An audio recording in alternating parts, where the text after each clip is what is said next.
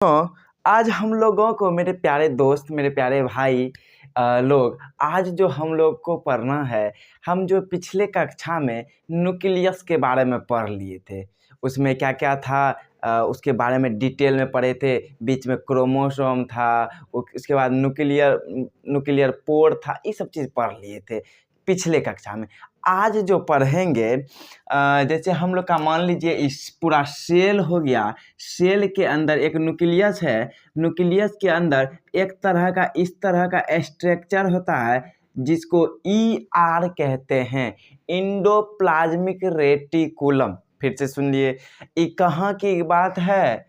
तो ये तो क्या, ये तो न्यूक्लियस हो गया। ये क्या हो गया? न्यूक्लियस। न्यूक्लियस कहाँ था? तो सेल में। यहाँ से आप एक सेल ड्रॉ कर सकते हैं, ठीक है। न्यूक्लियस के अंदर जिसको ब्रेन ऑफ द सेल कहा जाता है। फिर से सुनिए, सेल के अंदर एक तरह का स्ट्रक्चर था सेंटर में जिसको हम सेल बोले, जिसको हम न्यूक्लियस बोले थे। न्यूक्लियस किसको कहते हैं? Brain of the cell. जैसे हम लोग का पूरा शरीर चलाने के लिए ब्रेन चाहिए, उसी तरह सेल को चलाने के लिए न्यूक्लियस चाहिए। और न्यूक्लियस का जो ऊपर वाला मेम्ब्रेन है जिसको क्या बोले थे? Nuclear membrane. फिर से सुनिए, क्या बोले थे? न्यूक्लियर मेम्ब्रेन, ठीक है। उसी के आउटर कवरिंग पे एक तरह का स्ट्रक्चर बना हुआ होता है जिसको हम इंडोप्लाज्मिक रेटिकुलम कहते हैं। फिर से चलिए देखिए, ये पूरा इंडोप्लाज्मिक रेटिकुलम हो गया। इसका ये जो पार्ट हो गया इसको सिस्टर्नी कहते हैं। क्या कहते हैं? सिस्टर्नी, जी हाँ। और इसमें बीच में कंपार्टमेंट रहता है, खाली जगह होता है जिसको लुमिनल कंपार्टमेंट कहते हैं या लुमिन कहते हैं। यहाँ तक कोई दिक्कत नहीं। उसके बाद ये दो तरह का होता है, एगो कहते हैं SER मतलब smooth ER, smooth endoplasmic reticulum. दूसरा होता है RER मतलब रफ इंडोप्लाज्मिक रेटिकुलम। कहने का मतलब हुआ जहाँ पे जिस सिस्टर्नी पे राइबोसोम आके बैठ रहे उसी को कहते हैं रफ ER। क्या बोले? Rough ER, rough endoplasmic reticulum. क्यों? क्योंकि उस पर राइबोसोम बैठा है, ठीक है। अगर पूरी तरह खाली है, स्मूथ है, उसमें कुछ नहीं बैठल है, तो उसी को हम क्या बोले? SER, smooth endoplasmic reticulum. यहाँ तक आपको कोई दिक्कत नहीं होनी चाहिए।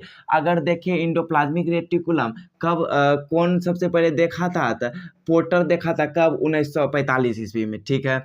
अगर बात करें इसको सिस्टर्नी कहते हैं। सिस्टर्नी के बारे में, इस पे राइबोसोम प्रेजेंट रहता है। कितना S रहता है? 80S। इसका भी दो गो सब यूनिट होता है, एगो 40S एगो 80S। ऊपर वाला 40 कहते हैं, नीचे वाला 80 कहते हैं, ठीक है।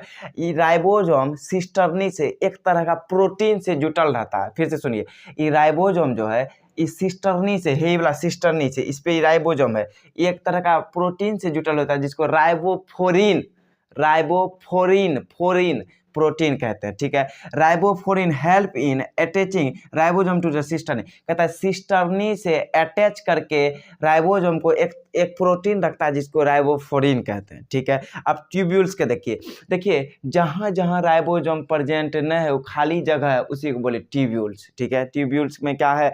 कहता है नो राइबोसोम, इसमें राइबोसोम होता न है। कहता है लिपिड्स एंड एस्ट्रोल सिंथेसाइज। कहता है इसका काम है लिपिड्स और एस्ट्रोल को सिंथेसाइज करना। यहाँ तक आपको कोई दिक्कत नहीं हुई होगी। उसके बाद राइबोसोम दो प्रकार का हो गया, स्मूथ ER, रफ ER।